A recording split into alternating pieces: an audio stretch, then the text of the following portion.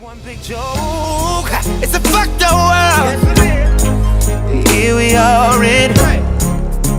I ain't going nowhere till we finish. What's going on, everybody? Welcome back to the Reason Reborn. I'm here with my co-host, Kodak. So, how are you doing, sir? Tired. I can imagine. I'm sure you've been touring with the Wu-Tang Clan. Fuck off. Tired of Don't lie, the. people. Don't he look like he's like the son of the RZA right now or something? I'm too tired for your shit. That's what I'm tired. I'm sure I'm going to be more tired when I finally watch Justice League this weekend, but Oh, you should have watched it sometime this week. You should have watched it while working, so you didn't have to pay attention to it. You'd have been better off. Now you're gonna suffer. well, I did think about trying to do that, but we kept having meetings. Yeah. You're gonna get this work now. Really, what I originally thought was like, all right, I'm going to set aside 4 hours to completely dedicate my attention to this. And like each day through the week when I thought I could do that, I was like, I would look at the clock and I'd be like, damn, 4 hours is kind of a long time. You know, I don't blame you though, because that's why it took me as long. And when I finally forced myself to watch it that morning, because it was just like, I'm not gonna do this unless I make myself do it. And it's not because of how I feel about the original movie or the whole situation. It's because it's 4 fucking hours. You're asking me to watch. It's just like watching the fucking extended version of Lord of the Rings. As much as I love the Lord of the Rings trilogy, I don't know if I want to take and sit 3.5 hours per movie and watch this shit when the movies are already close to 3 hours anyway before you extend it. I thought about watching it today, but I had to sleep it a bit because, been working hard all week. And when I looked at the clock when I woke up, that's how you know a movie is long. When I woke up and thought, I don't know if there's enough hours in the day to watch it now that I woke up late. Right. Like, as of this recording, I've yet to watch the second episode of Falcon and the Winter Soldier. That shit's only, 50 minutes? Yeah, I think, yeah.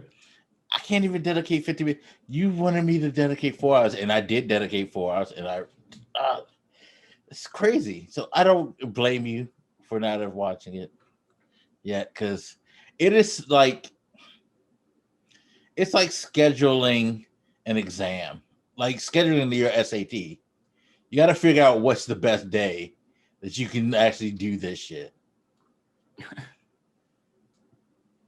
Yes, I will. If not today, I will have watched it by the end of tomorrow, I'm sure.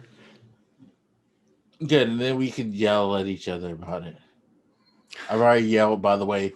Expect on my channel, by the way, people, to eventually see my quote-unquote review of not only the Snyder Cut, but I actually went and I did extra suffering. He's not doing the extra suffering. I did.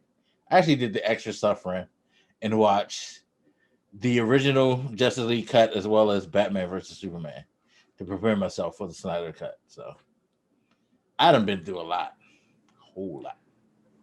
I thought about it, but as the years go by and I get a little older, I start to take better care of myself than that. So I passed. Well, good for you. You're not as self-abusive as I am. We're slowly learning self-love, or at least not to self-hate, I guess.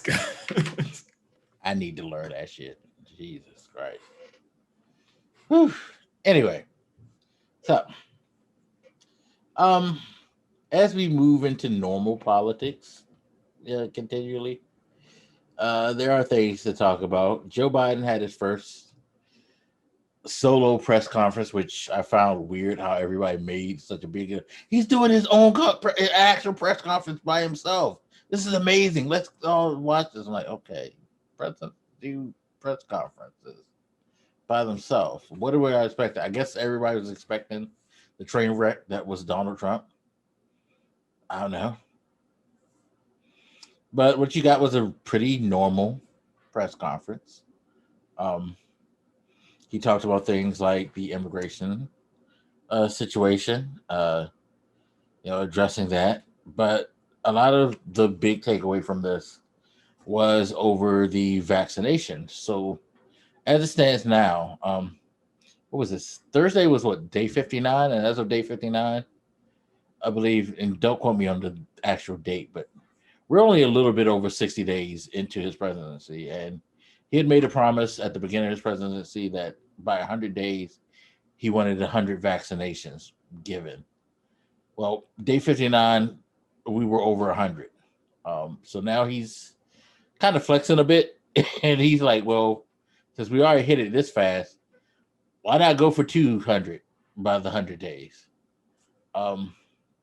Which pretty impressive considering you came from almost like nothing, whereas the Trump administration is like, they kind of had a plan, but they didn't really know how to do it. They were just like, look, we're going to do this, like basically rough draft, and it's up to you states to do your thing. I'm going to get 2 million vaccines, and I'm going to tell everybody, hey, I just bought 2 million vaccines. Distribute it. And that was like the whole, it was pretty much a plan, not a plan with the Trump administration. But Biden's come in. He made the bold promise, which everybody was like, you can't do that. It's not going to happen. And of course, when it happens, like almost halfway through, everybody says, why'd you go so low? So, which he actually called out the press on that, by the way. He actually was like, yo, y'all told me I was being too ambitious. Now you saying that I'm not doing enough? What the hell? I mean, I promised I wouldn't do this, but it's been a few podcasts, referencing the book of the Obama. He has made similar points in that book. I don't know if you remember where he would point out that when they tried to pass something, they said they were being too conservative.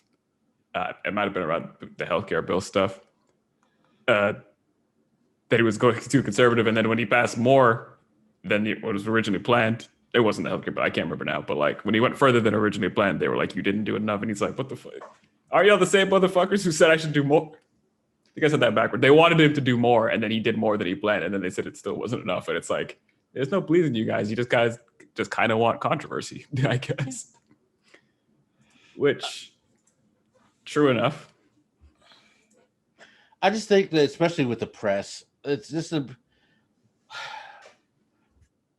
I think I would like to hear a lot of these press outlets, especially, admit to themselves that they actually did appreciate Trump. Reason I say this is because he met expectations in the way that they probably truly wanted. He gave them a reason to have something to actually focus in on and complain about without him having a problem with doing it because he was a fucking asshole. Biden has come in and it's pretty much like I can't say that he's done a lot wrong. Like he's done some things maybe like, it's not a topic on the show, but the whole thing with Senator Duckworth and having Asian representation and stuff like that, it's mild things where things were resolved. He admitted mistakes. We move on. Big thing that I could say would be the immigration thing, which is kind of a weird thing because they actually explained exactly how the situation works and why it's fucked up. They admit it's fucked up and they don't really have no way of figuring out right now how to make it not fucked up, and that they are seeking answers to stop stuff from fucked up. It's like the things that you could say so far negatively are kind of non-starters because it's like partially somewhat mismanagement with the like Asian representation thing. There are people in the White House saying, "Oh well, you have Kamala Harris," and it was like, "Okay, y'all are being a little like bit, I I gotta say this: you're not paying attention to what they're saying really, or addressing it in a proper way. To the immigration thing, where it's just a fucking mess, and they're trying to figure out how to do the mess. It's like the things that are being harped on, including the whole "it's not enough vaccination." They don't get the drama that they get with Trump. I've heard someone else make maybe some news report, I can't remember, make the same kind of argument that you've gotten kind of accustomed to, because Trump loves himself, loves to talk about himself. All his controversies are generally centered around himself. Even random individuals who he would just put in positions of power, it all kind of always came back to him. We've gotten kind of accustomed to being hyper focused on the president in that manner. Now that, we've always been somewhat focused on the president because they're the president, but it was a different level, and it was crazy levels of controversy all the time. Him, fucking with the mail service to try and get, improve his political chances, his relations with other countries, paying people off to not talk about sex he was having. Like, it was just this nonstop everyday focus on him. Whereas with Biden, you're not really seeing him that much. I mean, he definitely makes appearances like the one you just referred to, but he's not on Twitter all the time talking. He's not really making himself that much of a focus. We're talking more about his stimulus package. Even when we're criticizing, we're talking more about how things are going at the border right now with the influx of unaccompanied kids. Vaccines. He as a person is just not that interesting to talk about or look at or think about. And I don't want to be too harsh on the media, but it does kind of seem like they miss two things. One, having that sort of constant source of controversial news, and two, something they probably missed a bit more before the Trump time was they have this kind of obsession with always appearing fair. So now that it's the Democrats in power, they want to be like, all right, we're not going to go easy on you. We're going to go at you. And you should hold them accountable. Democrats aren't perfect either. I mean, Cuomo up in New York is a Democrat and he's in a shit ton of trouble, but it does feel like what's the word? An overcorrection, I guess, sometimes with them. Yeah. And honestly, I think politicians too miss Trump too, because you don't get as much and I hate to say it this way, but it's true of a lot of politicians. You don't get as much grandstanding these days. I see people, because I follow enough people like Elizabeth Warren, Ayanna Pressley, whatnot, who tweet out things about different issues and we need to do this, we need to do that, we need to do this.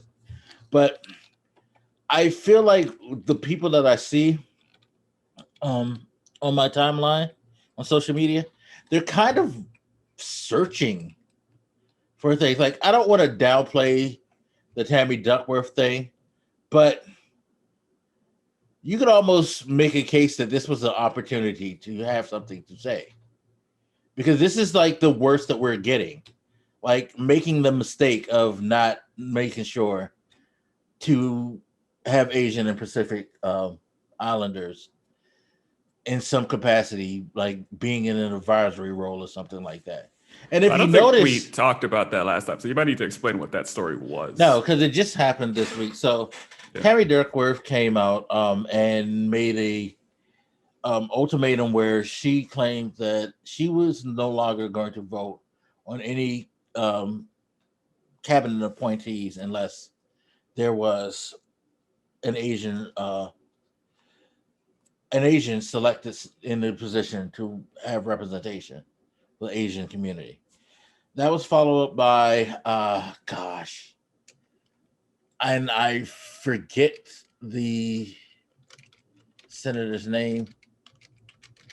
I'm trying to look it up. I'm sorry, but specifically the senator or representative from Hawaii who was we need Pacific Islander represented. Well, those two basically was we're not voting for these positions unless you make an effort.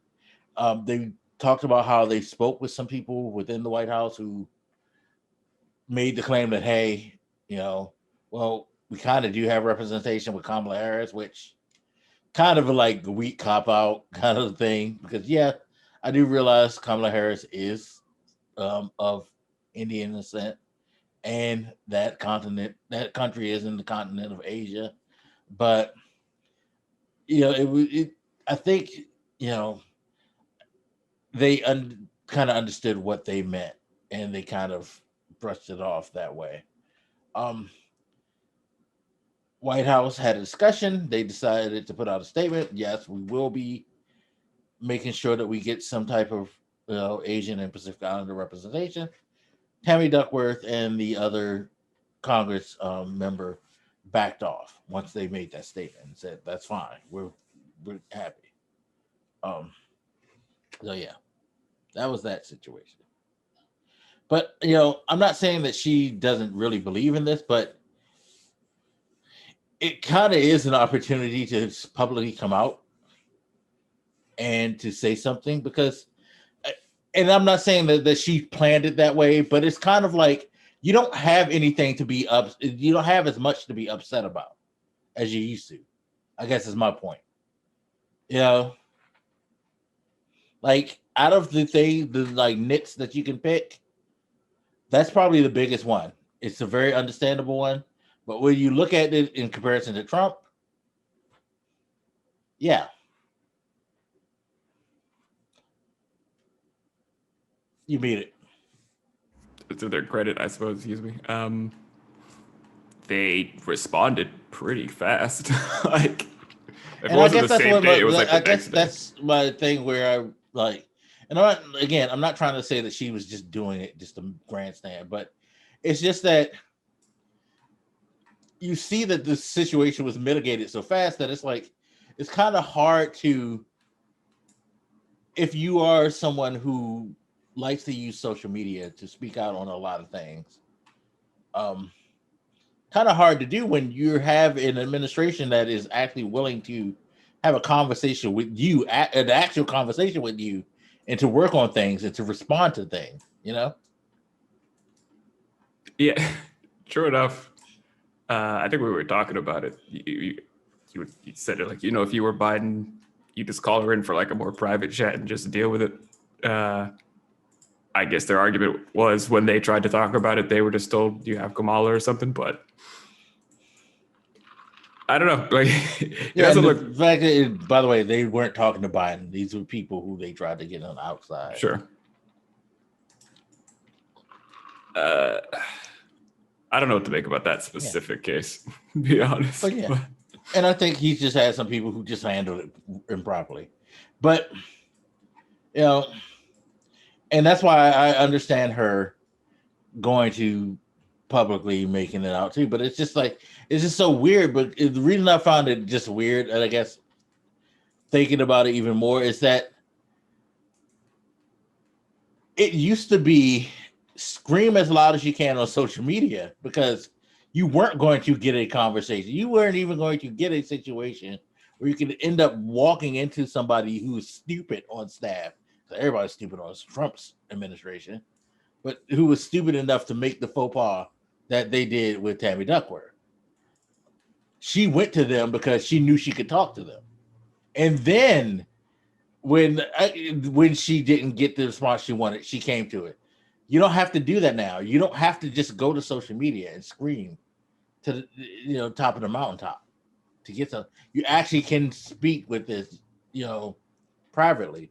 And that's why I said I feel like now, like, some people miss it because some people made their careers off that shit. If you think about it, like, let's be honest, some Democrats who got elected in between the last 4 years, part of their luster was that they were very, very vocal on, and yes, I do think like it's a slight part of why AOC got to where she got, because she was able to get into the spotlight that way. Not saying that she's not good enough to have her job, but it was a perfect storm for her to get what she, and people like that who are very, very vocal on social media to push themselves further. I mean, the argument's been made too that it was funny because you think back to when Trump got elected, these kind of people who had this attitude like, yeah, stick it to the Democrats, stick it to the libtards every time he'd do something stupid that kind of pissed off regular people. I shouldn't say regular people because plenty of regular people seem to be Trump supporters, but I'll say sane people. You know, anytime he did something crazy or racist or sexist or stupid, they'd be like, look at him triggering the liberals. And the ironic thing about that is his presence really helped boost that liberal attitude. He was this sort of boogeyman that you could just direct all this ire at because he was a constant source of it on social media, across news. Like he didn't make liberal or, being liberal in the sense that they mean small L liberal die down. He made it much more potent because he was like gas on their flame. So to the extent that, being liberal gets excessive or something, like he's part of the problem is that not only did he help energize them, but like even in any case where you might argue they're being a bit excessive, it's kind of hard to make that argument because on the other side with Trump, he's so fucking vile that you kind of hesitate and even want to be like, maybe liberals are going too far because you don't want to get casted into with this motherfucker. He's not helped the fuck libtard crowd at all. And like you're saying, he helped boost a lot of that kind of group. You get these kind of reactionary pendulum swings. Like you have the squad, partially because of that sort of swing to the right there that we had. Yeah. No, because if you even look at like, some of the things like the comments that Ilhan Omar made about Obama, they weren't very necessarily received well and things like that well, partially because they didn't have as much teeth as it was to say something about Trump. Because you could actually have a serious debate on whether or not your point is warranted or not. Whereas with Trump, 9 times out of 10, yeah, what you said, like in response that was like, critical of him, it's hard to dispute. And he openly did things. He openly defied like conventions. He purposely fucking did shit to fuck with people. Like he was just an easy fucking like, target. I mean, he was neon orange, so sorry. And you might want to check your mic there too. You get it sounds a little windy on there.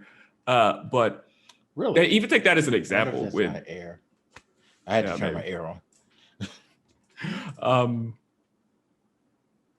Like you look at police brutality, for example. Like he was always making this sort of cultural push, like, yeah, we stand with the police. He didn't literally say fuck black people, but that was just kind of the attitude he was always taking, right? So I mentioned that because you mentioned what Ilhan Omar had said about Obama, which I believe was in response to the whole defund the police line. Well, that was one of the things. She had came out when she first got elected and was just like talking about how he messed up and made things worse. That set the table for Trump and all that. That was kind of like, yeah, you got it. But yeah. Yeah, I guess in response to the whole like his comments on like the defund the police thing, definitely too.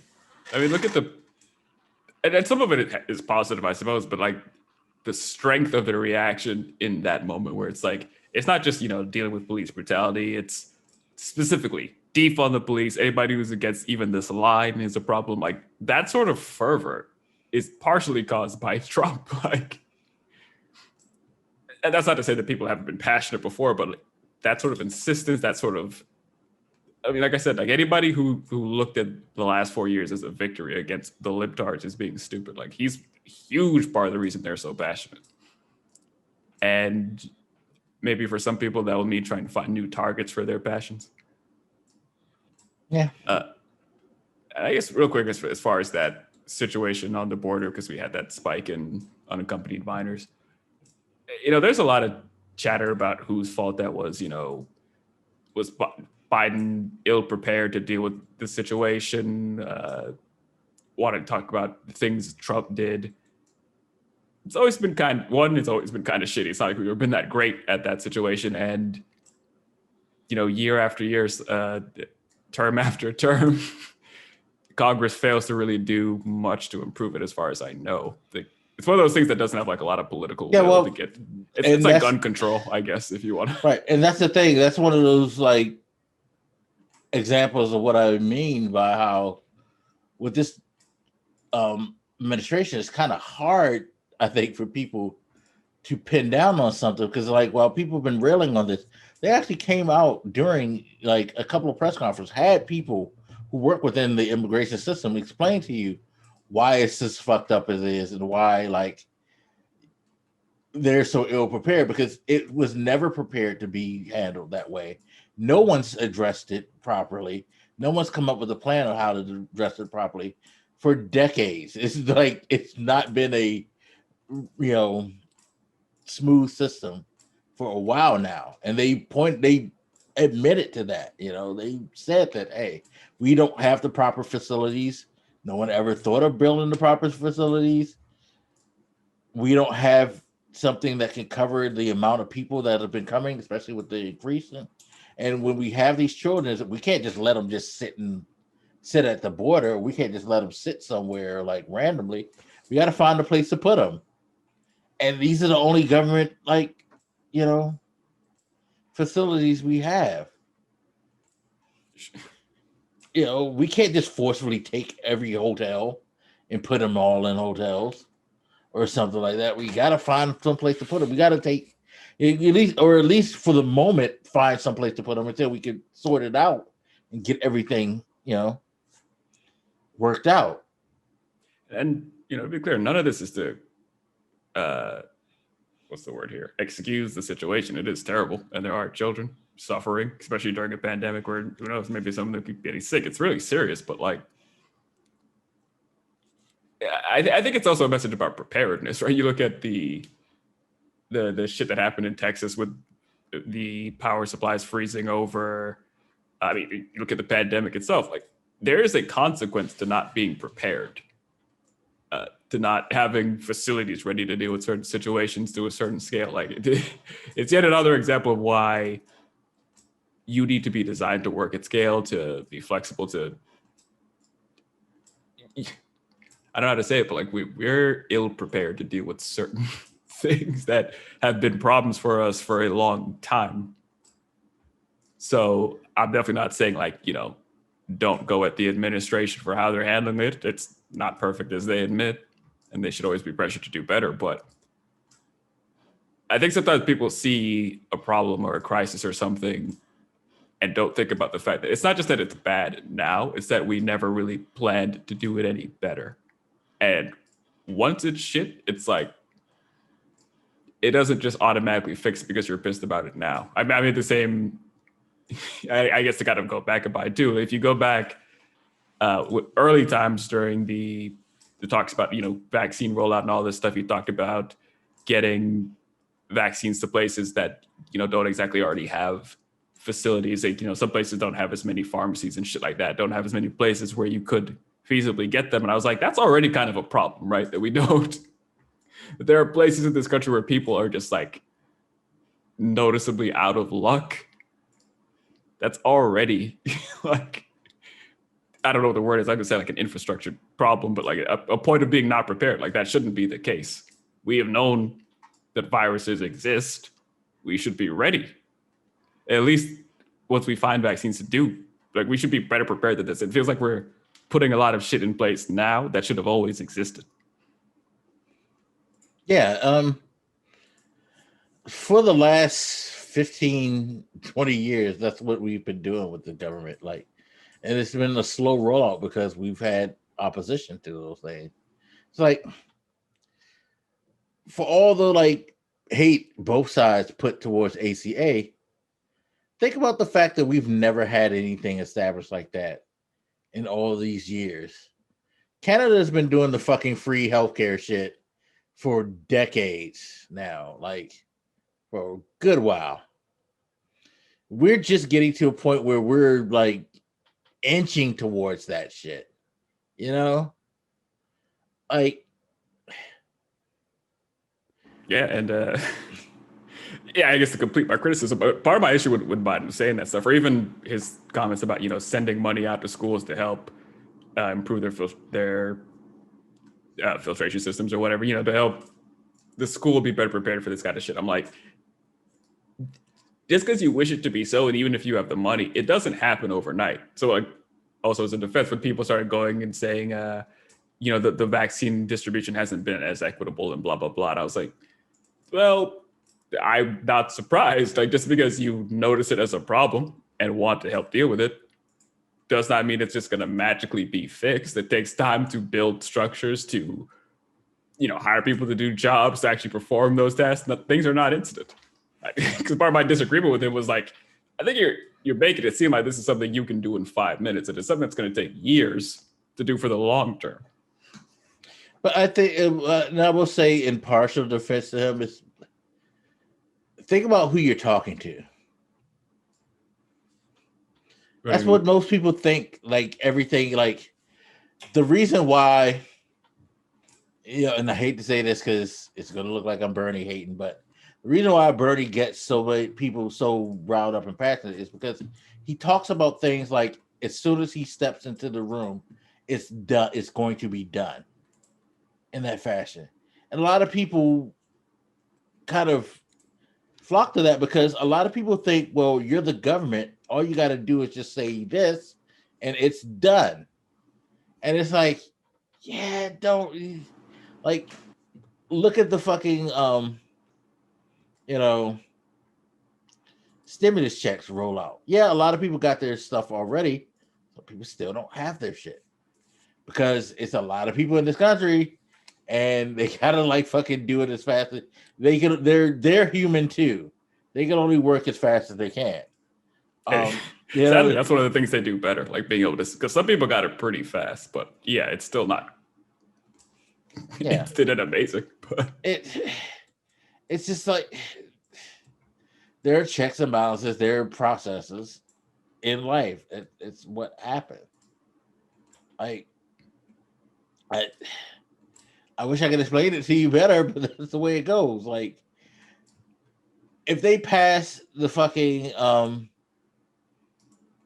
let's say if they were to pass the $15 an hour, people don't realize that you weren't going to get $15 an hour this year. It was going to be a gradual raise to go as inflation rates in the economy goes year in year, where the $15 an hour minimum federal wage would have happened sometime around 2025, people. It wasn't going to happen today. If they would have voted on it and they put it in there, it wasn't going to happen that day. But that meant that it was going to eventually become the standard. Things like that. Like, there's certain things they can kind of do as quickly as possible. Like, again, not everybody's got the stimulus checks, but they've been able to get them out pretty fast. That's cool. Stuff like that you can take care of. But there's other things that you have to, like, plan and work in. Sometimes I listen to people's reactions toward like the pace of certain things, and I think, like, I wonder if they've ever worked on a team at a job. So, like, say I have a problem as an engineer, right? Like, it's not like depends on the scale of the company, I guess, but it's not just as quick as like, all right, fix it, bam, 2 seconds. Like, you have to get approval from like different levels of managers. You have to get not just approval of doing it, but like reviews on like privacy guidelines, this and that. Like, it takes a lot of coordination of a decent number of people to do certain things, depending on what your organization is like. And I imagine that's even more so for the case for the government, because they have so many guidelines in so many areas, so many jurisdictions. We have multiple levels of government from, obviously federal, state, more local municipalities and whatnot. Like, it's not, I can imagine that things take a long time. Even if you just work a regular job, like, think about the amount of time that goes into just like sending out emails and like waiting for people to read and respond to them. Like, even communication alone takes a non-trivial amount of time. So when people react to certain things, I'm like, bruh, if you ever like worked in the real world, it's not. I mean, you should always want to be better and faster, but like in practice, yeah, there's lots of delays and shit. Yeah, no, it's in any business. Like it's funny because as you were saying that, I was thinking back to when I used to work at this store, how people used to complain when we didn't have certain things. But I'm just thinking like, if we get low on something, we start to order things. It's not like we wait until it actually runs out before we order. We see it's a low or it's like where it is because we have this. You have it all worked out if you're in a retail store. When you get to a certain number, you know how long it's going to take you to sell through to that. You know when that should trigger you actually making the order. But things come into the place. I got to place the order. Once the order is placed, or like if I want to order something in the store, like when I was a manager, this is how it worked. Every 3 months, we were asked to put in large orders. Every month, small orders. So we were only allowed to order a specific amount on a monthly basis. These were the things that we knew that went the fastest and that we would need to supplement the fastest. Everything else went on the 3-month tier. Now, the problem is, while we placed these orders, they had to come from our warehouse who had to place orders for these things months in advance to make sure the warehouse stocked. But as the warehouse gets lower, they have to place their orders to make sure that they can get enough to stock so they can like keep pace with the stores. But even though they place their orders, the company has to work on producing these things to make sure that they can keep up with the demand from not just us, but from all of the people who they distribute to. So you have to worry about the distributor and the pace that they can keep up. And it's just like, there's a lot of fucking moving parts here that sometimes when you need something and it's getting low, you ain't going to get that shit when you expect it. And it's not going to happen at the time that you would like it to happen. But yeah, even that story. And again, this is at the scale of like regular jobs, not even government, which... Right. And this is like fucking like selling books and shit at a bookstore without I'm talking about people. And again, it's not all an excuse either, because some of it is a challenge because some things should be more efficient than they are. I think, what was his name? Andrew Yang had talked a lot about this sort of thing. I remember what he was talking in reference to. It might have actually been unemployment, like getting unemployment money. No, I remember now. They were like backed up because you have to call for unemployment, I believe. And they didn't have the capacity to deal with all that. So people would be like waiting on phones for, I guess, days or weeks at a time. And he was like, why is it the case that you should have to call on the phone to do this sort of thing?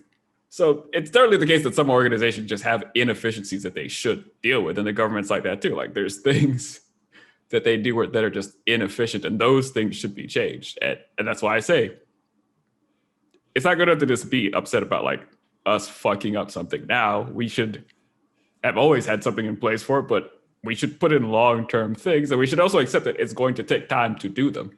Yeah. And you also have to think about situations like this pandemic.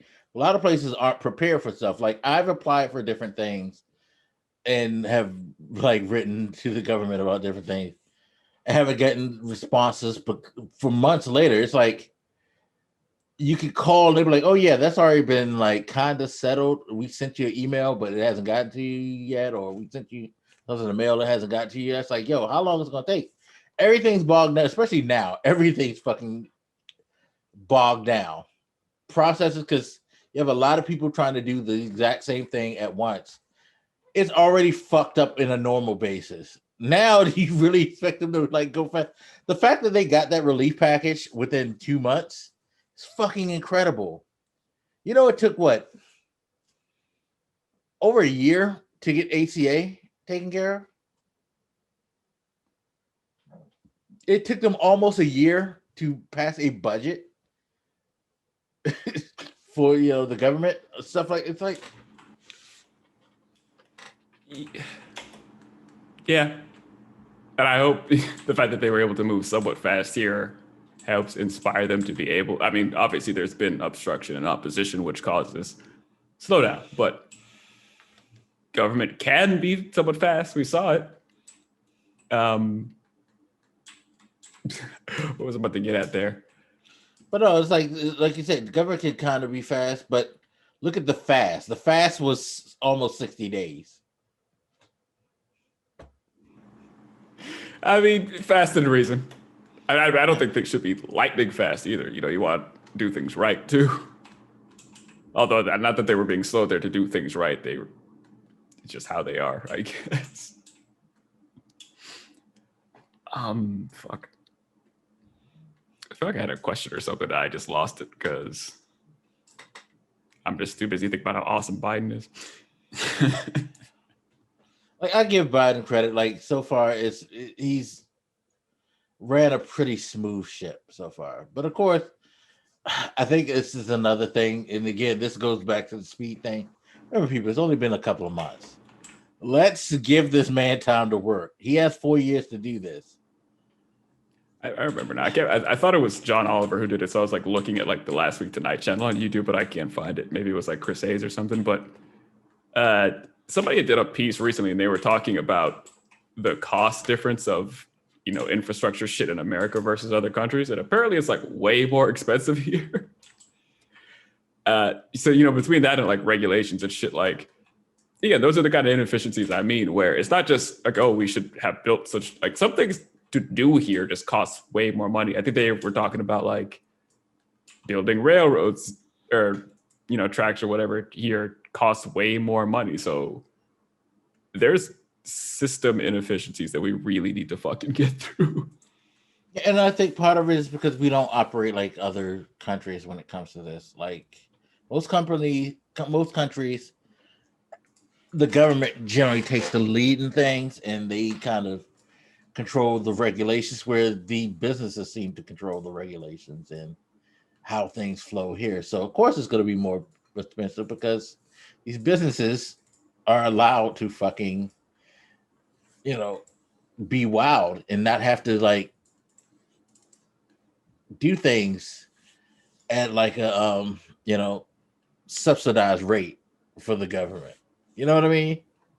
It's just like the healthcare thing. Healthcare is established the way it is because not like they don't have private healthcare facilities in Canada. They do.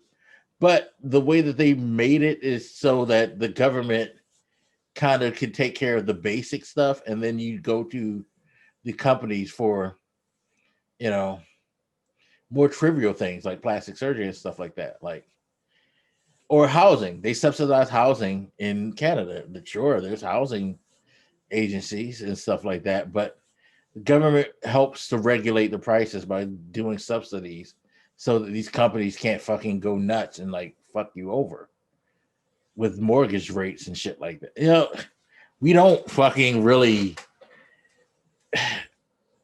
I guess because we're more quote unquote the free market type thing. In some ways, we don't really have any real checks and balances for certain things when it comes to finances.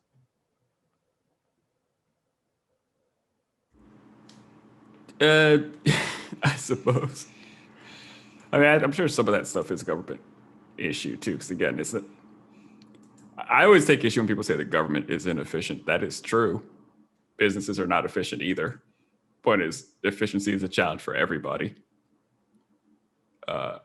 Before anybody judge me, like really think about your business sometimes, guys. Like even little things like turning off the lights at night save money for electricity. Like even shit like that, they can barely manage. Or, you know, often businesses will have like a bunch of middle managers who have reasonably high salaries that don't really do much because they're bad at organizing their management system. Like, and I guess I always think about it because again, I'm an engineer, but like you just see inefficiencies everywhere forever. And they make things take a lot more time and a lot more effort than you would think. And part of what we should always be focused on is getting rid of those and streamlining certain processes. I mean, how we talk about filing your taxes, right? You know, it should be the case that that's a lot quicker and more streamlined. Like they already have a lot of your financial information anyway. I think people have always suggested that they just kind of send you whatever and then you just kind of sign off on it. You don't even have to really file them as such. Things we could probably easily do. make things faster, less error prone, but we just move fucking slower. Don't move on everything. Yeah, no, it is kind of ridiculous, but I don't know. It's the way we're just like the whole argument over like raising, like one of the debates that's coming up now is going to be over wealth tax, basically. Joe Biden is trying to raise the tax rate on businesses, and people make a lot more money. And of course, there's the back and forth between it. And it's funny because I heard on the podcast somebody make the argument. It's like these companies are really upset about the idea of having to raise like their taxes and having to pay taxes, and how it should be like there should be no loopholes and stuff like that. They should just pay taxes. And you hear them all complain about like, well, if you do that, then how are we going to like, run our business properly? But the person on the podcast made the point like, that's what you ask an American citizen to do every day when they have to like figure out how to manage their finances and still pay their taxes without a ton of loopholes to lower it from them. Like, what makes you so special that you don't have to deal with that? I mean, theoretically, they should have people on salary whose whole business, their whole job is to handle money, but they whatever. do. That's what accountants are for. So why are you fucking like acting like you don't have the means to do this? God damn it. But I would say if you can't operate while being taxed, you probably either shouldn't exist as a company or exactly, which sounds harsh maybe to some people, but like it's at the very least an indicator that you are operating outside your means in the first place. That shouldn't be the problem of the American people to excuse you for that, unless for some reason, I don't know, you're a really essential business and we decide to subsidize you for some reason like that. But, barring a collective social choice to do that, you have the same obligations everyone else does to pay taxes. And no, it's not fucking harsh because, again, how many senators have we seen? Like, remember last year around this time when they first did the first stimulus thing? And I forget which senator it was, but his goofy ass was like $1,200 is a lot of money. You can live off $1,200 for a long time. Like,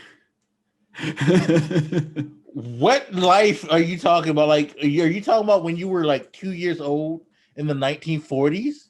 Maybe? Because that's the only time I can think that $1,200 would be a fucking immaculate amount of money. Like, I mean, if you can't live off that for a year, you're just bad with money. right? It's just like $1,200. That's a lifetime's worth of cash, man. I wish. Shit. You can't even like get decent items in video games with $1,200. The way that some video games fucking fuck you over with their microtransaction. I mean, to your point where you just said about the businesses are saying that, regular people should be able to manage their finances and shit better. Like that guy, politicians will do that same thing too. They'll say that you should be able to better manage your finances and be super efficient. And it's like, y'all don't do that at all. What are you talking about? You're not even remotely efficient. Yeah, exactly. And to be clear, like not buying food and clothes because they're, unnecessary is not efficiency. That's just not having the resources required. Yeah, it's trust me, like I don't like to talk about my own personal things, but I can tell you it's not that easy. It really isn't that easy. And there's a lot of things. Yeah, they even mentioned it on the podcast as I mentioned. Look for it if you guys want to know the name of it. Like they made a point of saying how like the way that things are set up financially, you get people into a mentality of living in poverty. Not because they're necessarily like below the poverty line or anything, but because you don't have enough money to afford certain things in life, you start to devoid yourself of things that people should normally be able to get. Like, you don't take vacations, you don't take time off, you don't buy yourself anything. Like, it's hard for you to like imagine spending money on clothing or going out to dinner because you feel like it's a waste. Like, you only feel like you should be buying essential things and spending your money on essential things. Like, I could say, me personally, I have that kind of mentality right now because I feel like if I need to get something to eat and I buy something, it could be something small, like a $5 meal. I feel like sometimes I shouldn't have bought that $5 meal because maybe I could have put that towards something else. Because you feel like you feel like you're wasting money because money is so tight that you don't have that. And everything becomes, do I have enough to spare for this? Because I may need it for that. And it's the reason why you get a lot of people with a lot of physical issues, mental health issues, all of that, because you stop living it. You don't live, life. You just tend to survive life. You know what I mean? Like with the student debt thing, people talking about debt relief, why you shouldn't do it, all that. But it's just like, think about how much you pay a month for your loans. And then think about, you're muted. But I was thinking I'd rather not if that's exactly. But then think about all the things that you can do, not even just for your personal enjoyment, but think about all the things that you have on top of like your debt, all your expenses that could go to in a better place. True. I mean, I have a friend who's far more like, business minded, and to be fair, he was kind of complaining about the idea that Biden would like erase student debt because he had to pay his off. But his whole argument was like, well, I spent my first whatever number of years out of college paying mine off. And if I didn't do that, I could have pursued certain business opportunities, because he's always been kind of entrepreneurial that way. And like, that sucks, and you're right. But I do see his point where I think like Yang with his freedom dividend thing made the same point. Like, part of the reason some Americans don't start a business or pursue certain entrepreneurial opportunities is because they don't have the excess funds to do that. And if they did, you might have more of an economic boost in the country. Yeah, you would. Like, think about if you didn't have to pay the amount of money that you do for college. It is part of the reason why, like, the whole free education thing, if you don't want it totally free, fine. Subsidize it and make it much, much cheaper. Or somehow. But like, you want to boost the economy, make it easier for people to get an education, to get involved in better businesses. Like, sure, there's always going to be certain work that people are going to be handled. Some people might not want to go to college and they want to work in certain fields. That's, that doesn't require a college education. That's fine. But if you want to fucking like have a better economy, give people a better opportunity of getting into the position of getting better jobs and not having as much debt. And then they'll spend much more money on things that would boost the economy. And that would help other industries too. Like, it's so weird. We, again, going back to the whole how people have a sometimes don't want to, but they end up having like a kind of mentality towards being impoverished. You would think that the government would want to make it easier for people to avoid that, and to be more of a mind of, again, a country like Canada, where I don't have to worry about fucking healthcare. I can actually be a homeowner and end up paying on a mortgage because I don't have to put out so much up front to actually get that. I can do certain things. I can get a car and not have to worry about how the fuck am I going to pay my car note and my rent and maybe find some time to eat and things like that. Like, you could set it up and you could make your, economy much better because you have more skilled educated people fulfilling certain roles that we have a lack of. It's like, yeah. I know we've been on this topic for a bit, but I would just like to say, like, when you talk about system issues like this, we're talking so much about raising the minimum wage and whatnot. I think one of the things that gets missed in that is the reason why we have to do that. And it's for many reasons: the cost of education, the cost of healthcare, cost of variable cost of living expenses in different parts of the country. I've talked about how expensive it is to live here in California versus where I was in Florida. If some of that shit was better, you might not need to raise it as much. Like, I say as much, so they were planning to raise it to like $100 an hour or something. But you know what I mean? Like, there is the underlying issue of certain industries in this country being out of control and being too expensive. Certain essential industries like the healthcare, like housing market, that themselves are out of control, and they cause other issues like wage issues. So when we think about long-term problem solving, like, that has to be part of the solution, not just giving people more money, but really addressing the fact that it shouldn't cost this fucking much to do the basic things of life: live in a place with a roof, get medicine. yeah, because let's be honest, the $15 an hour that you guys the writers scream about, it's too much. That Joe Manchin thinks it's too much. You fucking asshole. $15 an hour ain't shit in this economy. $20 an hour ain't shit in this economy. In most states, that's basically putting you probably in middle class to upper middle class at best, which isn't that significant.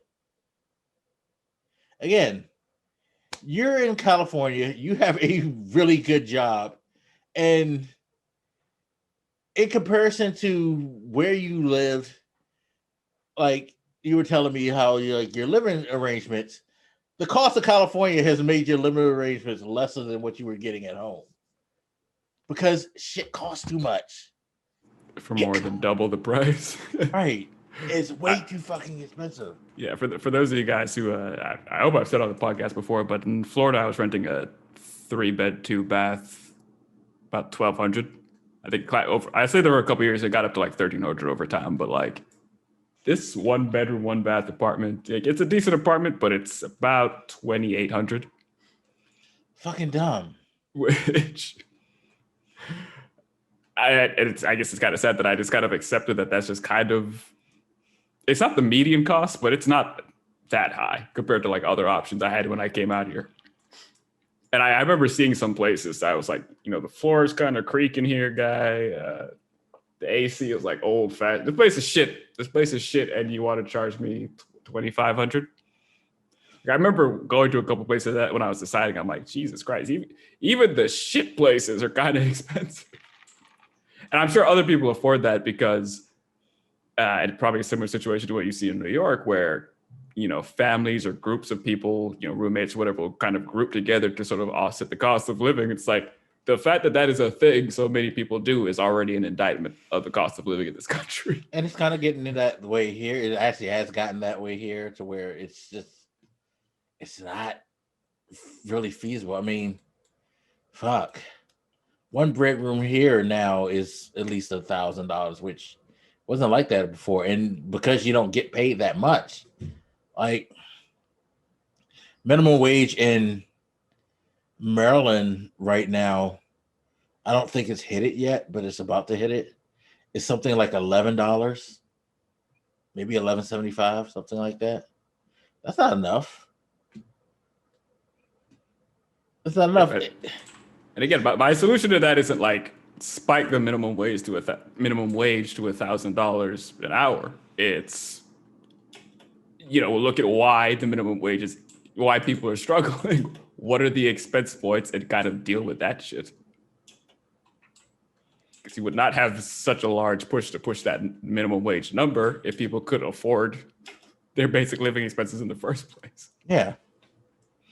Like, because again, and you got to think, it's not just rent, because you're not just paying rent. You do have to pay your electric bill. You have to pay for your internet. You have to pay for your whatever other utility, cell phone, your car note, gas. You gotta eat. Hopefully, you can eat.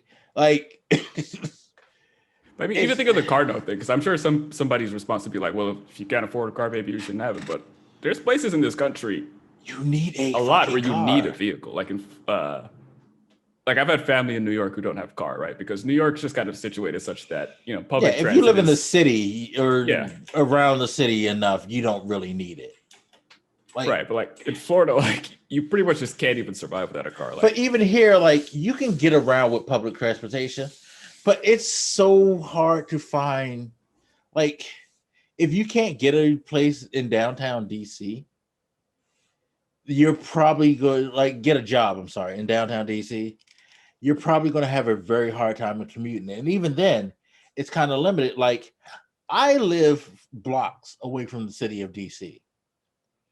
I live within 10 to 15-minute drive at best of downtown DC. If I wanted to do public transportation, I have to make sure I have a job that goes between a certain amount of hours. Like, I couldn't do an overnight job, or I couldn't do a late night job in DC.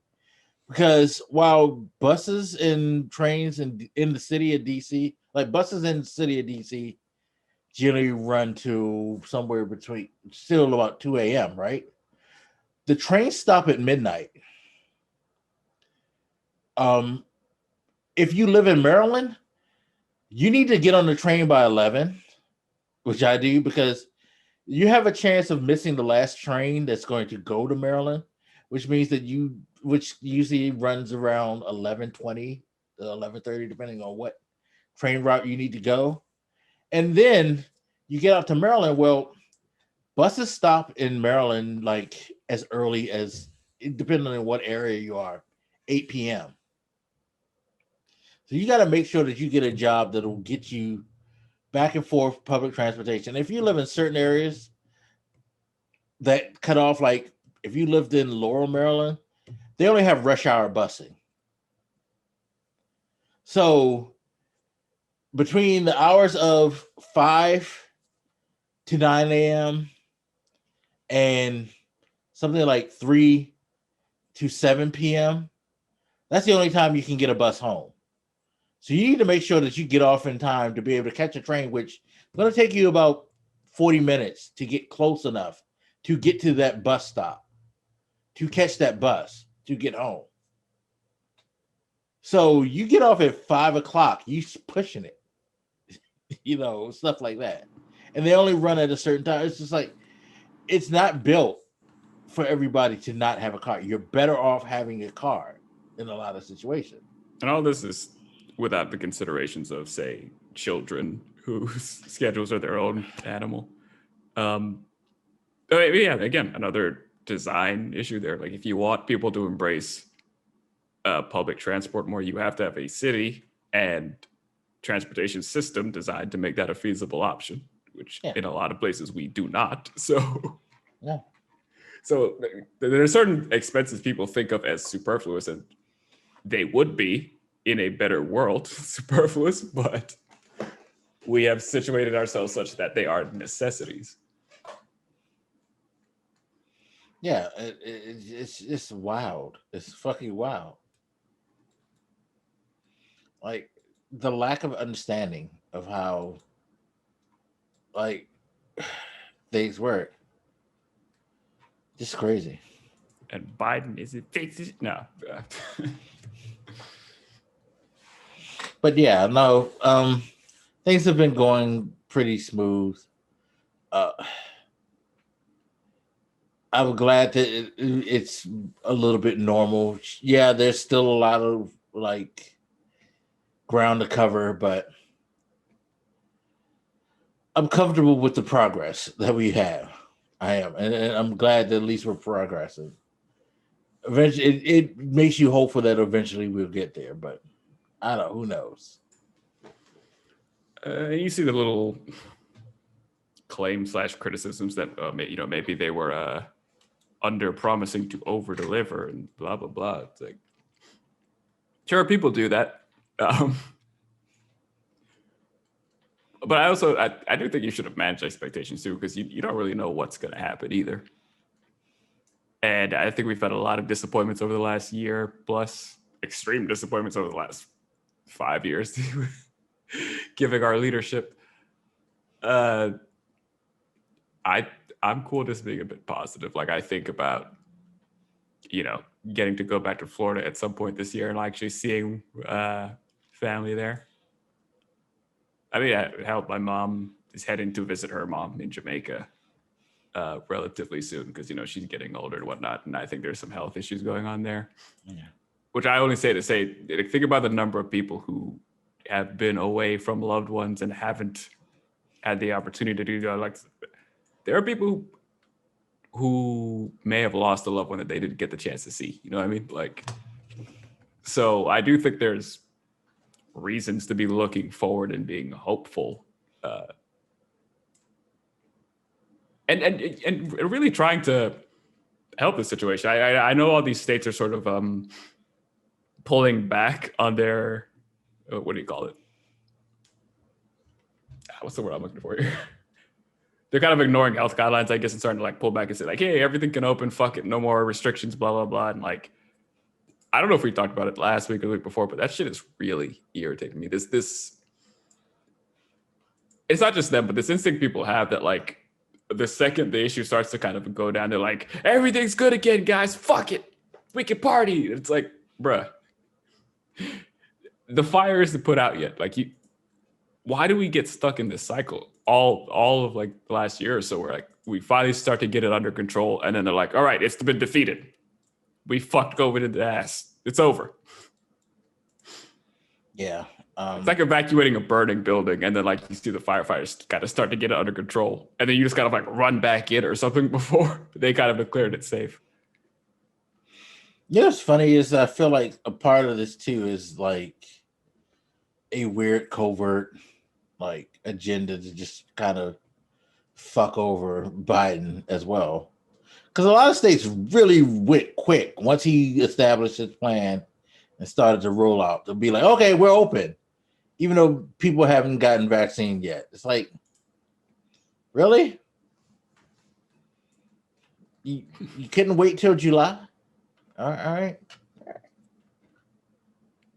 Which, especially at the pace they're going, like, I don't know. Maybe they're on the virus side and they're like, we need to help get more, variants up and running here.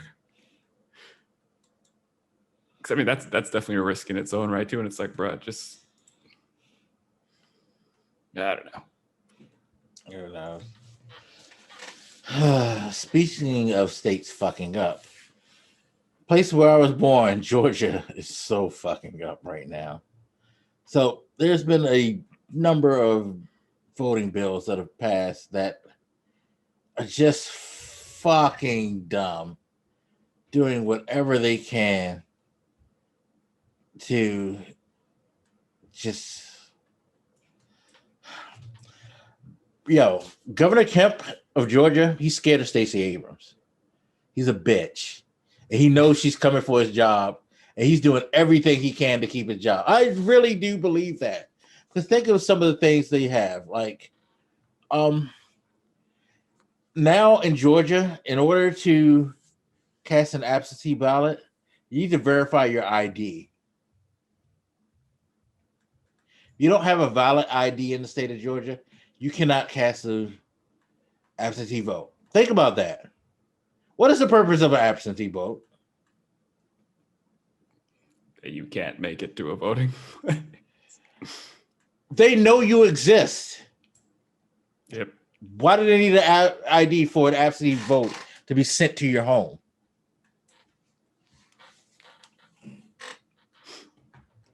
Yeah, I mean, I'm trying to ignore that question because I think we both know there's no good reason for it. Which I love them pretending, by the way, that there is a good reason. It's like, bruh, stop. I can't remember who it was, but somebody saying like, this will help increase, voter participation. It's like, no, it won't. And you don't believe that. Nobody thinks that. Like, You're trying to suppress votes. Like, be honest. What the fuck? And to be clear, this is the rule. Before, in order to get an absentee ballot, you had to verify your signature. Now, in order to get request an absentee ballot, you have to send them a valid license or identification number that they can match in the system. There are about 200,000 people who don't have these in Georgia. So if you don't have one of these, because for some reason you didn't need it, you felt like you didn't need it. Like, again, if I don't drive, why do I need a license? Things like that, you know. But if you don't have that, you can't vote absentee. I mean, I'm ignoring that case for a second. Just the general case of this attempt across the country to enact voter suppression laws. It drives me crazy. And maybe they don't do as much, but like growing up here, the Republican Party try to own, you know, patriotism and being American and blah, blah, blah, blah, blah. It's like, here you are trying to make voting even harder. It's like, it's pretty much like one of the most un-American fucking things, literally, that you could do. Like, the right of the people to select their leaders is central to the American ideal. I mean, you go back to, you know, the Revolutionary Wars and stuff. For I guess if I had said, you know, fuck monarchy, bro, we're gonna be a democracy, a republic, or whatever. Like, the whole point was that the leaders are chosen by the people. That is the power dynamic here, and you're just like, fuck the people, we're the leaders. I don't repeat myself, but like, it really doesn't get much less American than that. I think you sent me some tweet where somebody was like, you're just watching them pretty much embrace fascism. And I'm like, kinda, yeah. Yeah. Like, here's some other things. Provisional ballots. Previously, Georgia voters could cast provisional ballots if they showed up at the wrong precinct, and their votes still would count once the Board of Elections determined that they had cast their ballots in the right county. The law tosses out all out of precinct votes cast before 5 p.m. That's a very weird time to set it. Is it like, it's okay if you do it after 5 p.m., but not if you do it before 5 p.m.? The fuck sense does that make? They don't. What sense does the water thing make? Like, none of. Yeah. I don't know. It's very, very weird.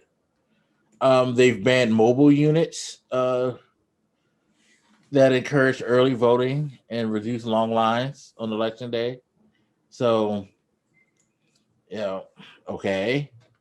The law now requires officials to house drop boxes for absentee ballots inside early voting locations, which limits their usefulness, which means that you can't just have drop boxes stationed at convenient locations. They have to be near the early voting thing.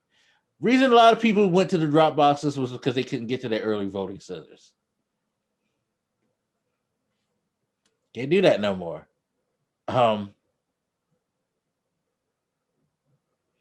You know, and the law also specifies that early voting hours must run from 9 a.m. to 5 p.m. instead of 7 a.m. to 7 p.m. People work between 9 to 5. It's the reason why jobs are called a 9 to 5. Yeah, that is a typical working window.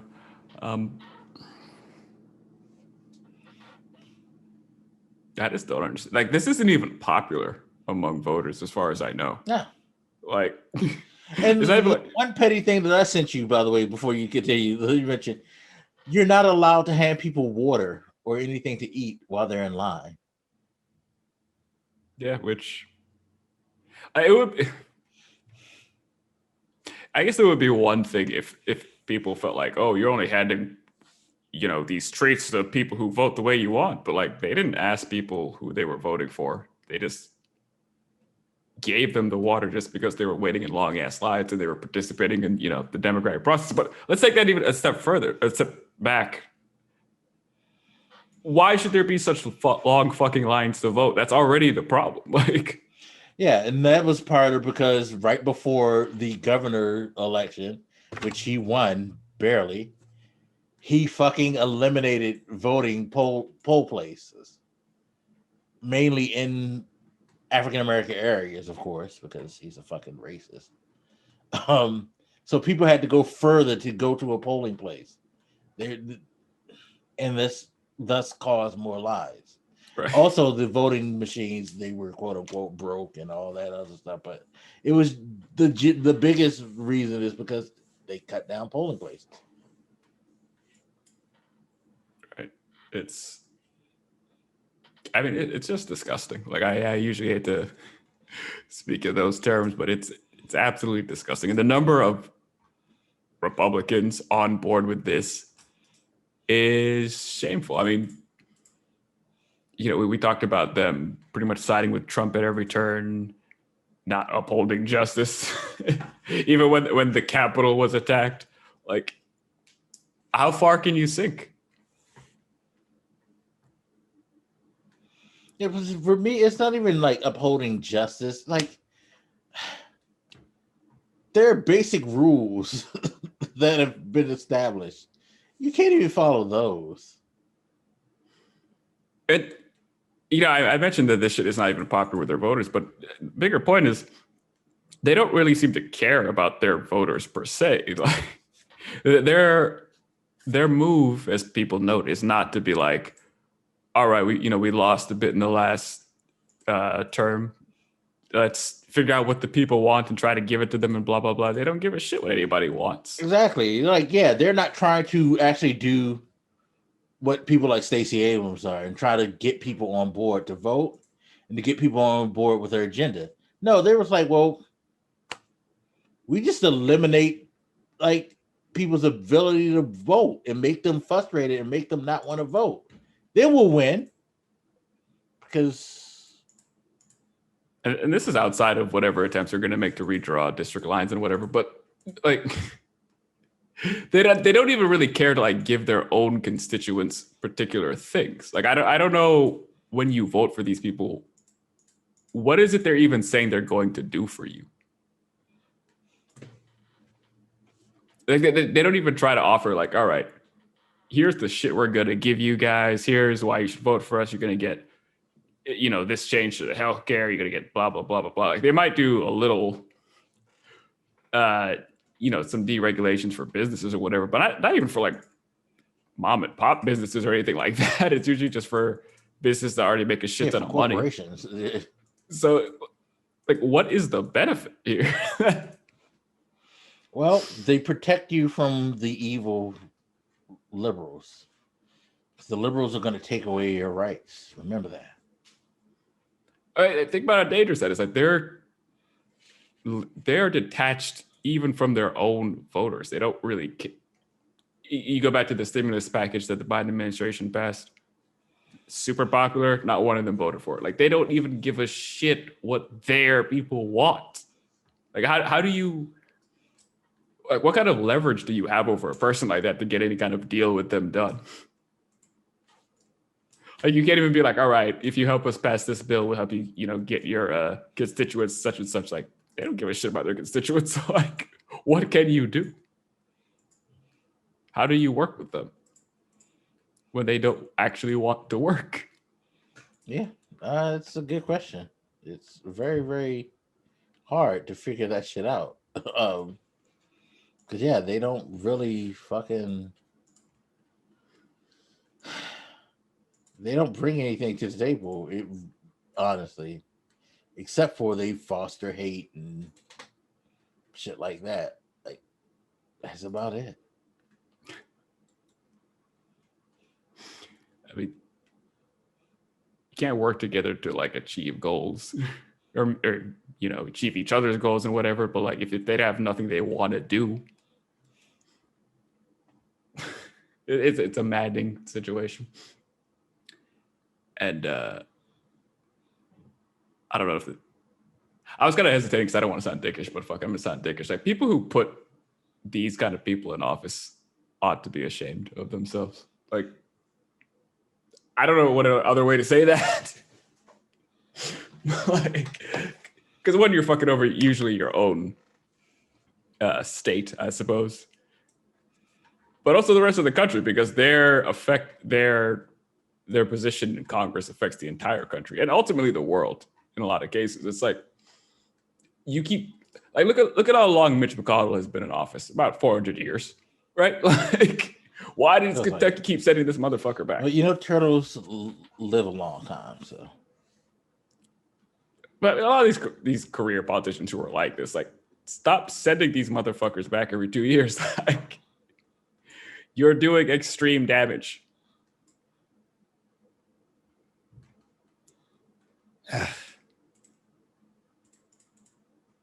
I feel bad saying that because I don't feel like I shouldn't be against fellow American citizens, but like, bruh, he's been there. He's not done anything useful. I say he because a lot of them are men, but like, really stop and think, like, what are they doing for you that you like so much?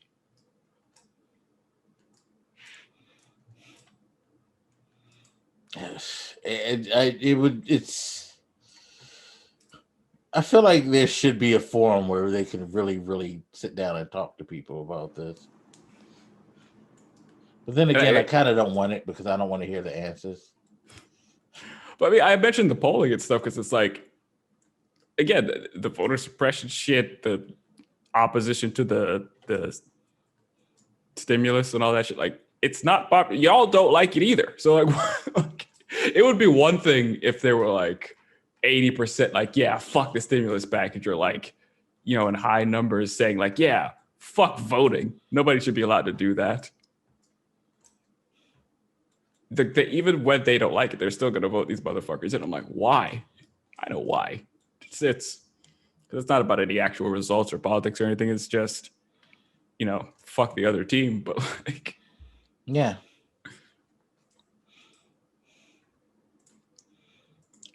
It's just, it's dumb. And like, again, as a Georgia native, I'm just so pissed. I hope to God that like Stacey Abrams run his ass down. I feel like she needs to run again. She just needs to fucking beat the shit out of him this time. A good thing is, even with the first round of things that he brought to curb votership, we saw it, you know, this past election. Georgia came the fuck out, regardless of all the things that he did to make things worse. Now they're like ramping it up. You know what? I need you people in Georgia. I need you to come the fuck out again. I know it's going to be fucking hell to deal with all that bullshit. Fuck it. Come 10 times stronger and beat his fucking ass and get rid of him so you can get people, not just him either, because it's the Georgia State Senate as well. Get them all the fuck out. They were all in that fun little picture where he was signing that shit. And I'm like, right. It looked like a bunch of grand wizards. Like, fucking Jesus. Seriously, it did. Like, they were proud. By the way, it's off note. As they were protesting outside, a Georgia State Senate member, African American woman, went into the building where she works and knocked on the door. They arrested her. Yeah, it wasn't a good look. So yeah, that Grand Wizard comment probably not that far off. All right, fair. I wasn't thinking about that when you said it, but fine. Bunch of white men power locked away in a room and then arresting the black lady going to her own job was right, because she wanted to have, like, talk to her constituents. You work with her. The fuck? She has a right to be there. You think of that, like, they don't even care how shit like that looks like. Yeah. Utter and complete detachment. Like, oh my God. Like, even like, like regular Republicans, yes, people who don't typically like Democrats and whatever. I don't think they're going to look at that and like start jerking off. Like they're not going to love that image. No, It's and still if kind you of do, uncomfortable you're and a yucky. fucked up person. Like, I mean, yeah, I'm sure there's going to be like the person. There's some people who are just like really, cynical politically and just want to say like be down with their own party. But there's some actual racists out there who probably saw that and like, yeah, arrest her. But for people who are not that, like I get them. Even if it doesn't bother them so much that they're gonna like stop being Republican, I don't think it's gonna excite them so much to be like, that's the reason I vote for this guy. They arrest black women at their own jobs. Like, I mean, yeah, the handful that it will, like, shouldn't. At least I hope that it's this way, but they shouldn't outnumber the ones that will look at that and be like, "Yo, what the fuck." It's not the same kind of thing, but it's like think about Cruz fleeing Texas as it was freezing over. Like they just don't give a shit. Like they don't even care about appearances anymore. Like it's kind of amazing. Yeah, like you're that confident in your power that you don't even bother to like not look like an ass. Try to not look like an asshole. exactly. How you keep it a job? Like, I could never.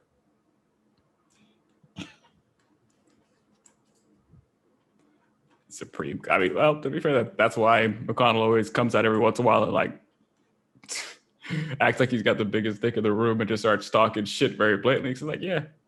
I mean, they keep sending him there, so there's no reason for him to lack confidence. Like nobody's gonna beat McConnell in his election. So like that gives him a certain reason to be confident, I guess. Yeah,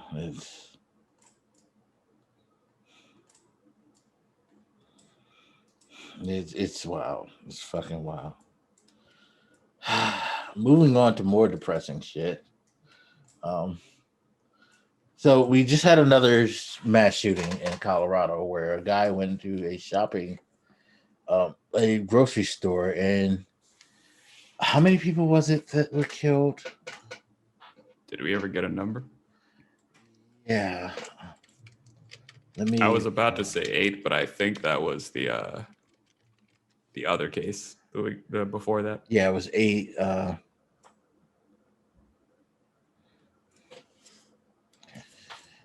It was 8, and he killed 10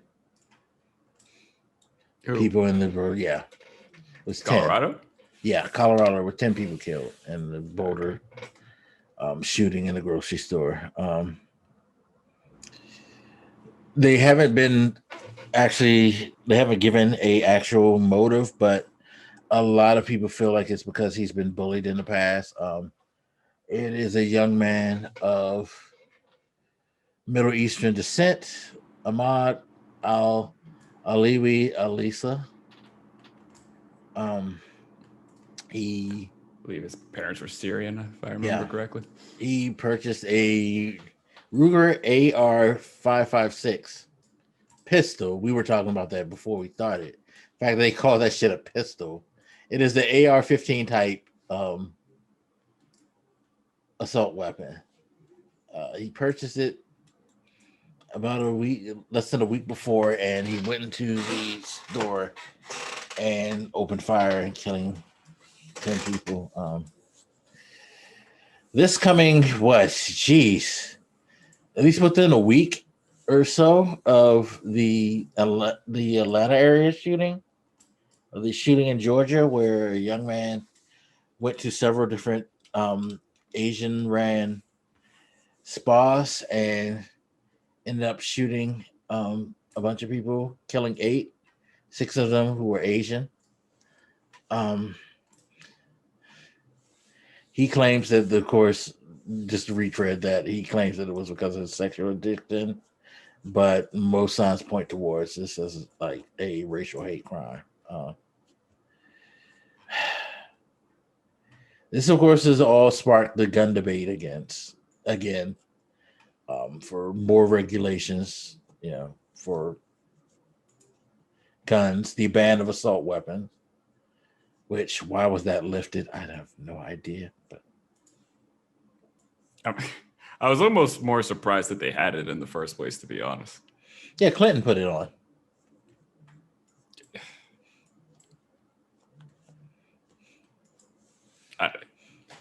Good. I don't know what to say about it. Like, we already have such a problem with guns in this country, and we're taking steps back. Like, seriously.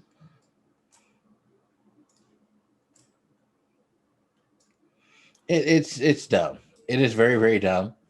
I don't know why and also, just to this side, in Atlanta, a Instacart employee caught a guy loading weapons in the bathroom of a grocery store, and when he contacted the police and the police arrived, they found that this guy had 5 guns, fully loaded, and was wearing body armor. Nobody knows exactly what he was going to do, but this man was fucking prepared for war. Police don't even walk around with body armor, y'all.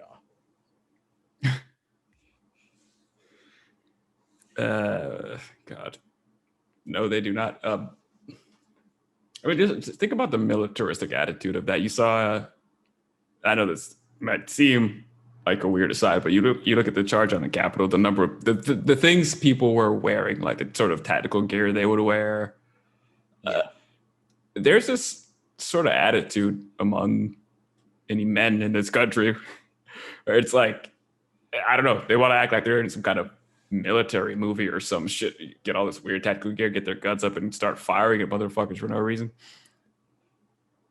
And I regret saying military because these people are mostly terrorists, but no, but I get you, because it is kind of like stuff that you expect to be privy to the military, if you think about it. Like, again, military, I don't even think regularly wear body armor, like, or at least full sets of body armor.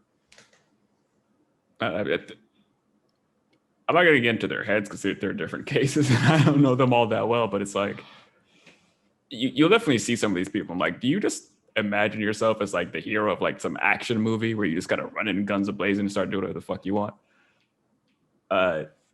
So there's that cultural issue we already have in this country, but this move of just going into public places and just trying to slaughter random strangers is madness. It's not like these things wouldn't be good either, but it's not like you're going to a store to like rob their money or like steal somebody's things from their home, or you have a particular issue with a person and now you're going in to be violent. Like, they're not even moves to try and acquire a thing. They're just acts of violence for their own sake. Yeah. And a lot of times they'll talk about their motivations and they'll be like, they have a certain problem and somehow that translates to everyone else having to suffer for their problem. Even if you believe that guy's sex addiction claim, that's not everybody else's issue. Like, right. The fact that you feel the need to take that out on other people is, I don't have a good word for it. I don't have a word strong enough for it. And this guy, I read a little bit of the story that we have so far. It's still a pretty fresh case.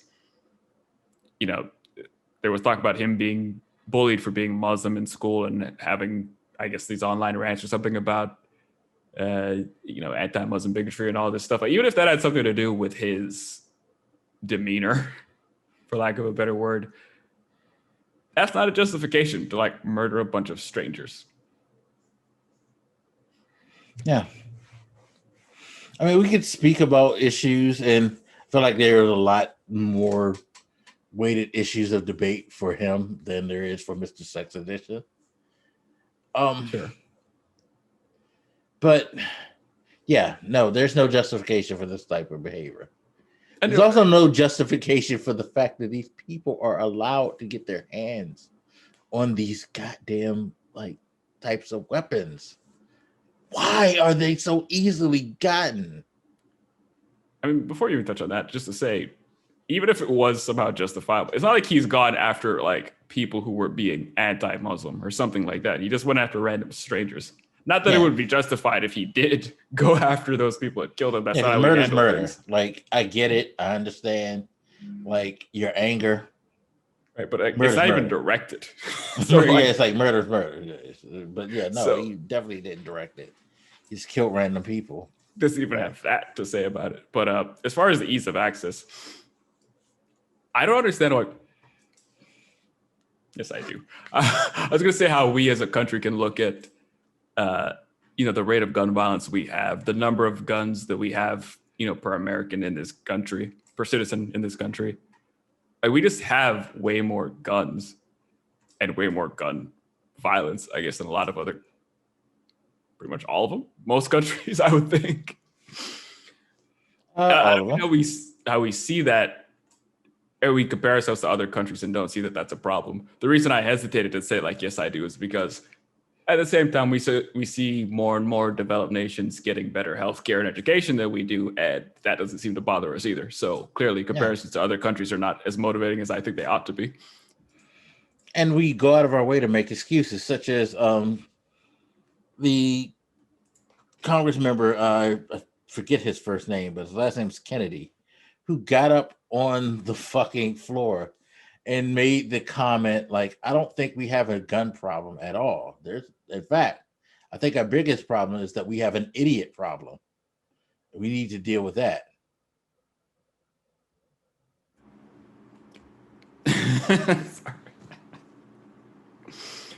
I mean, that feels like an extension of the old line. What is it? Guns don't kill people, people kill people. And there are certain arguments around certain controversial issues that I can't fucking stand because they're not arguments, right? Like, so let's say you're talking about, we should enact some gun regulation reform, and the person opposite you says, well, guns aren't the things killing, they're not hopping up off the desk and just shooting people by themselves. It's the people. So what? Yeah, it's the person killing people with a gun. Like, what you're making there is purely a semantic, not even argument, I guess, just kind of an observation about intentionality, but it's not relevant or anything to note that, like, the being with the killing intent is the human. It's like, okay, let's say you knew that I was like homicidal or something, right? And I said, so can I get access to the nukes? You'd be like, no, right? Because exactly. Why are you making it easy to facilitate their actions? That's the problem. And you know what? I have to say, I agree with the Congress member. We do have an idiot problem. It's fucking Republicans in the fucking, like, House and in the Senate who think this way. That's the idiot problem that we have.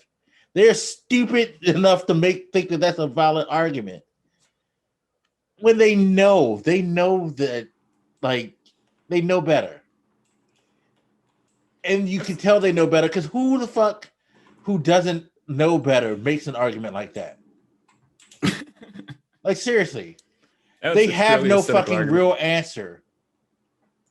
I think what the dangerous thing to that too is that's one of the cases where I feel like they affect regular public opinion, because you look at like polls and whatever, and people don't really have much of a problem with just like reasonable gun reform.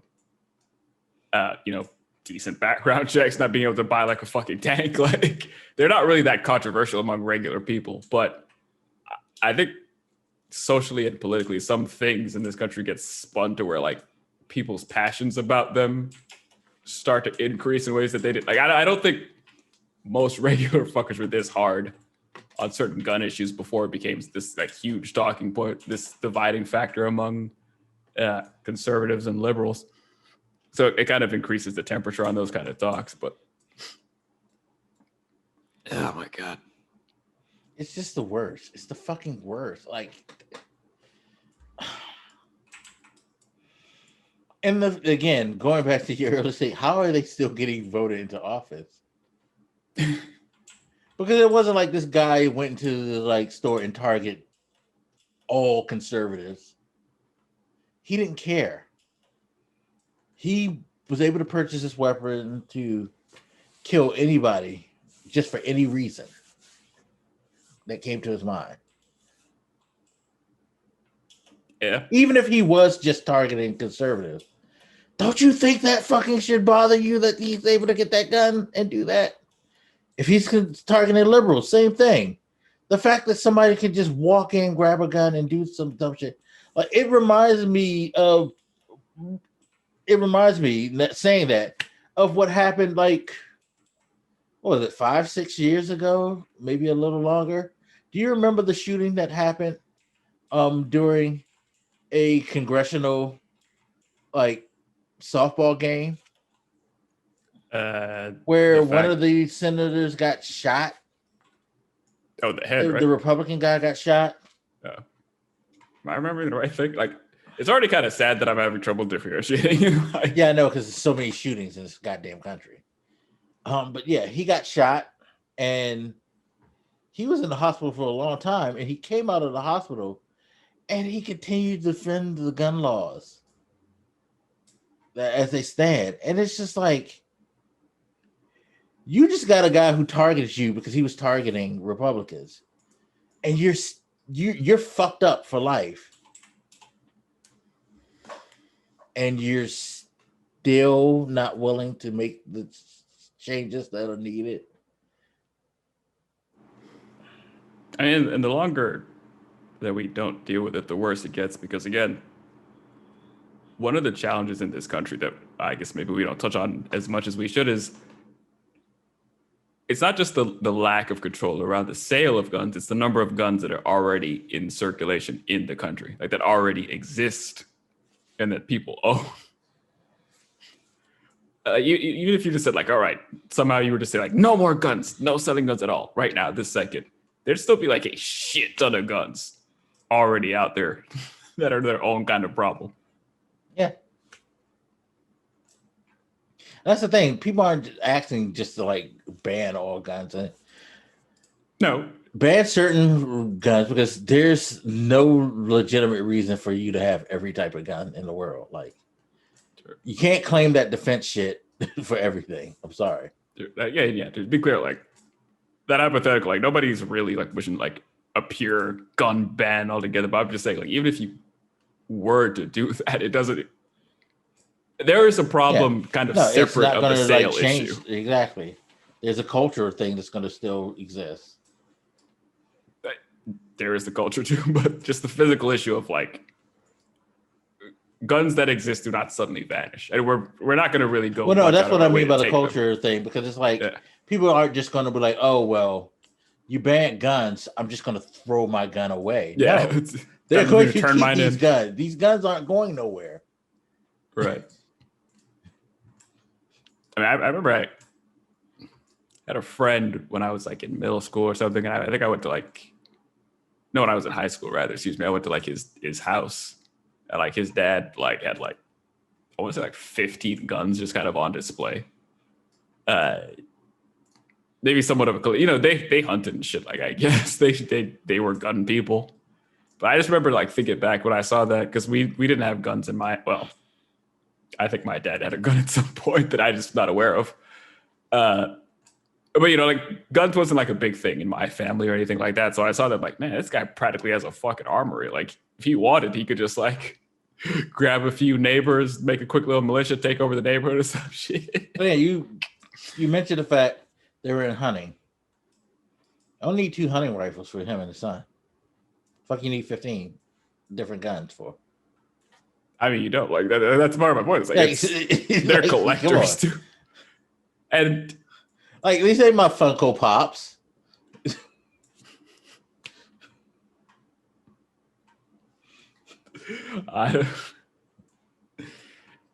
I mean, even this culture, I've never gotten that fascination. Like, I've never fired a gun. It just does, not because I'm afraid of guns per se. Directly, they just don't interest me. But it's not like you have pure freedom. Like, I can't go and buy a tank, as far as I know. I guess I never thought about it. I assume that I can't legally buy a tank and drive it down the street. Yeah. A functioning tank that if you want me to be on board with this whole fucking gun culture and not say anything, let me GTA some shit then. It's fine. I should be able to fucking like cheat code a tank and fucking blow shit up.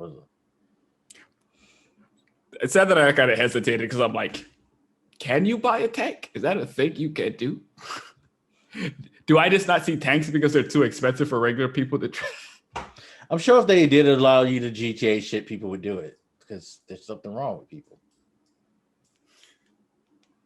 I mean, you know, the hunting thing aside, like, and his did at least look like, you know, they were. I know how to say without sounding racist, so I'll leave it alone. But like, they were the kind of people that hunt. I'll leave it at that. So like, yeah, I believe them. They seemed fine or whatever. But but this idea that like, oh, you need all these weapons to hunt, like that Ruger that dude had is not a hunting rifle. I'm sure you could kill an animal with it, but it's not. No, like again, for this that. is where my point. Like, you could at least do the band thing because reasons like you don't need an assault rifle because it's a rapid fire weapon that can kill multiple people. Like, miss me with that defense shit because unless you're living in a castle or a place where it's like fucking full of the world's riches, like, yeah, unless you're Scrooge McDuck fucking protecting your money vault, you don't need a fucking like assault rifle because it ain't gonna be that many people trying to storm you like your fort. It just makes no sense at all why people feel like you need that. Like, you're not going to like be facing off on a bunch of people coming at you. So the defense thing missed me. Sorry. I've heard people go as far, you know, a semi-popular argument that, you know, you need to be able to have these kind of weapons because, you know, the government might come after you and blah, blah, blah. I'm like, if somehow the government sent the military after you, you're done. Like, I never understood this argument that like, if they came after you, you could fight them off. They could just fly over and bomb your entire neighborhood. Or if even they can even get simple and just like have one of their fucking snipers shoot you through your window while you're eating Cheerios. Like, come on. Like, so I've never understood. I mean, first of all, even just the notion that you have like some kind of right to overtake the government whenever you want is kind of not accurate, kind of crazy. But even if you just wanted to argue, like, yeah, you need to have guns because maybe the fucking government comes after you any minute, like, not to be defeatist, but you die. It's over. Yeah, like, where is your life if you feel like you're going to get stormed by the government? Like, what are you up to in life? But I don't know. I'm wondering if we have the political will to do something now, because I think, you know, feeling so oppressed by the pandemic has kind of helped out. I mean, you look at the stimulus package and all this shit that got passed in it. Part of that maybe was just, you know, having a leader like Biden's kind of experience to maybe, you know, the experience with like Obama with the Republican Party being like, all right, Republicans don't give a fuck, so let's just kind of ignore it for now and just kind of move on. Maybe they learn to give up on Republicans acting like adults. But I think there's a lot of cultural political will to do some shit. Partially because, you know, we have a change in leadership, which is kind of refreshing, but because the last year plus really sucked for a lot of people. I don't know if that can translate to gun reform, but maybe. I mean, you certainly do have the numbers. Perhaps. I keep thinking Joe Manchin and Sexy Joe Manchin, as they call her. That's mean. You guys are saying that Joe Manchin himself isn't sexy, and that guy is a human. That is all I'll say about it.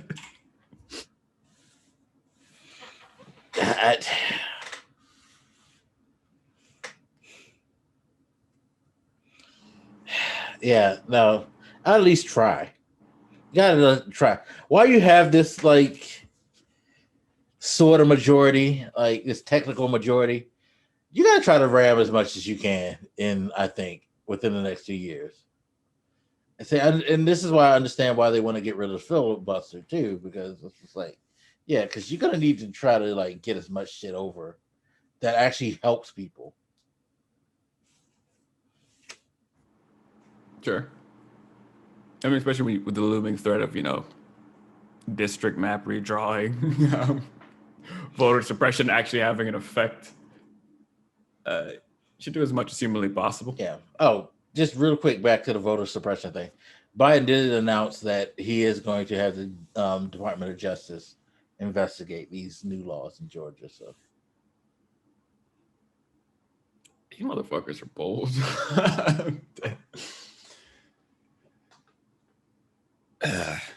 But I guess they can be. They got it through. So we'll see what the DOJ says about it. yeah.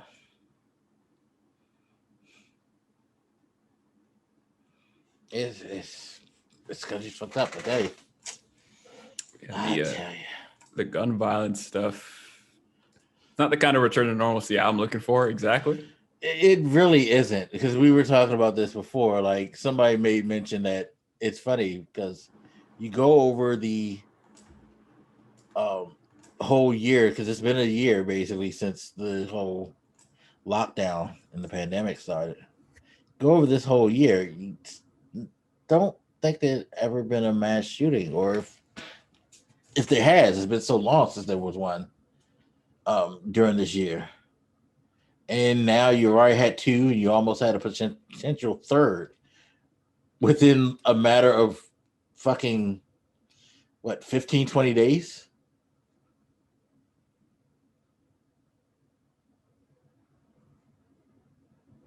I think you said before we got on that maybe people would, kind of morbid, but people looking for something to do. Right. It seems that way because, like, soon as everything unlocks, you got the shit in Florida with people flooding for spring break and going nuts. Like, you got these shootings. I've seen that kind of claim where people are like, Floridians are get blamed for everything that people mistake tourists they see as Floridians and be like, man, Florida's shit. It's like, no, Florida's shit, but you're also kind of right. Like, there are times like tourists are just around. And I was because to be fair, let's be honest, it ain't just people from Florida hanging out at fucking spring break. Let's be honest.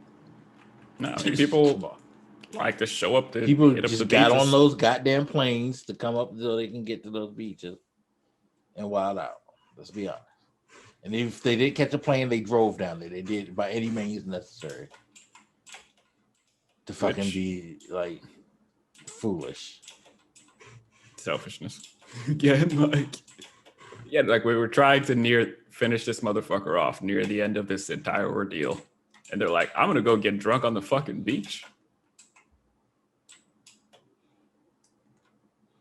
Yeah. Guns.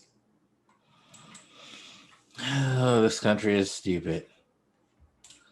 And I mean, yeah, I know, outdoor activities are not as unsafe, but like, it's not necessary. Yeah, especially since you're packed in like herded cattle. Of course, this is coming from somebody who's never liked the beach, partially for that reason. Yeah, I don't blame you. Like, I remember once just like kind of going out on the water once super early before people were around, or we just happened to be nearby. And I was like, the beach is kind of nice without all the assholes. I think I was around like 1920 when I just had that experience. I'm like, wow, it's not the beach I hate, it's humans. Basically, it's really generally how it breaks down. I mean, I'm not that interested in playing in the dirt either, but I had a new respect and appreciation for the beach when I realized it's who my disdain was really directed at.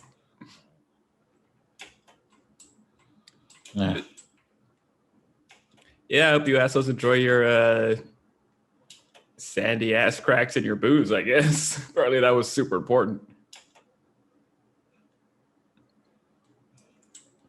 Apparently.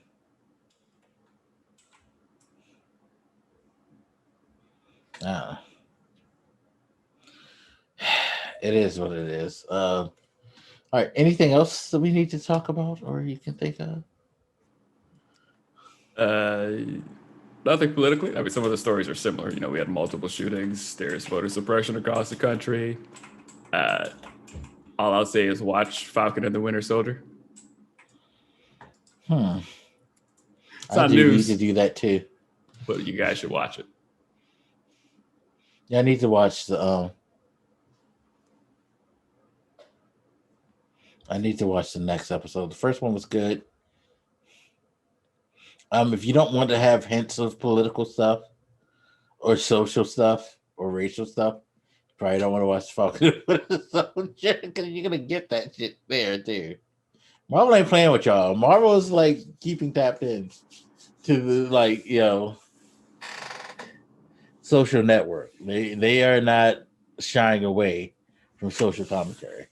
And nobody should be fucking surprised or angry at that, by the way. I haven't seen any ire about it, but like comics have always been like that. And I remember the last time I read Falcon, it was like that too. So, or excuse me, it wasn't called Falcon at the time. It was called Captain America because he was still Captain America back then. But you know what I mean? Like, it's not new. Comics be like that. So before anybody starts to get all pissy, fuck off.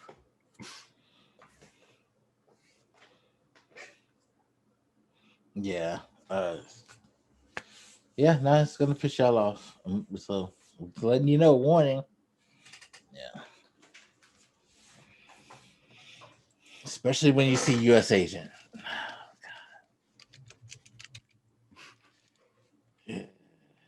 But we'll find out more about that.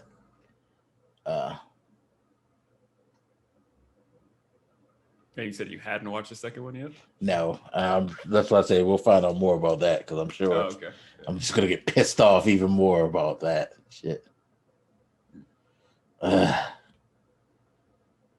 So bad, so bad. I guess that's one thing to note for you guys who watch WandaVision is that it is, I think, longer episodes, but I think you said less in total. So I guess it evens out. But like, I think they're like 50 minutes a pop or something. Yeah, because it's gonna be 6 episodes, and it's a little bit more action orientated. So yeah.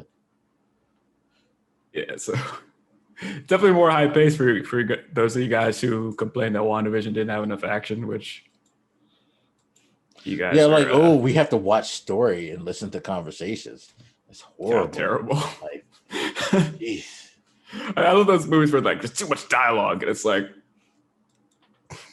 what? Kind of makes you understand why people like the Snyder Cut. Anyway, like not every story has to be like an hour and a half of explosions. Like, come on. Yeah. I'm gonna stop before I get on a rant.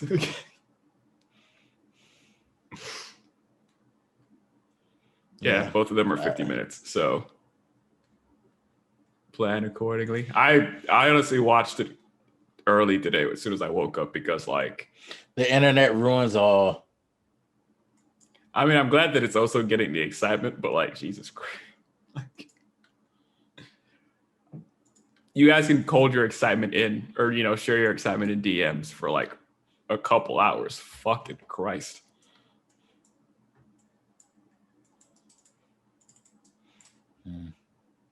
I saw somebody like, I called it. What? People just want to fucking ruin everything or like feel like they know everything. You know what? I'm gonna stop right there. We'll save that for a different podcast, maybe. Yeah. Again, I have things to say about that, so look out for the video as I talk about that bullshit. Oh God, I just clicked on the link where somebody's complaining about Warner Brothers just killed all our Snyderverse hopes. Yeah, I'm glad they did. Fuck you. Anyway. It's a rant that we're gonna go on later. Oh, that he was like, I'm not gonna talk about this Marvel shit, but DC though. Y'all can know. No, I was about to go on a rant on the DC shit.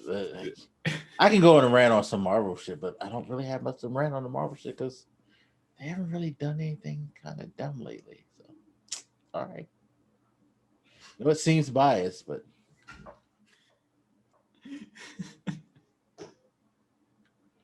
anyway. I'm not responding to that because we need Yeah, I to go know, because we eventually. need to go. I need to go eat. I need to just calm my old ass down. I'm too old for this shit. All right. Thank you, ladies and gentlemen, for watching and listening. We will be back next week. I will make sure to post this at a timely manner. Sorry, last week I got caught up in some things and I just totally forgot. But it will be posted immediately. So you guys take care. And we will see you next time on the Reason Reborn. Peace.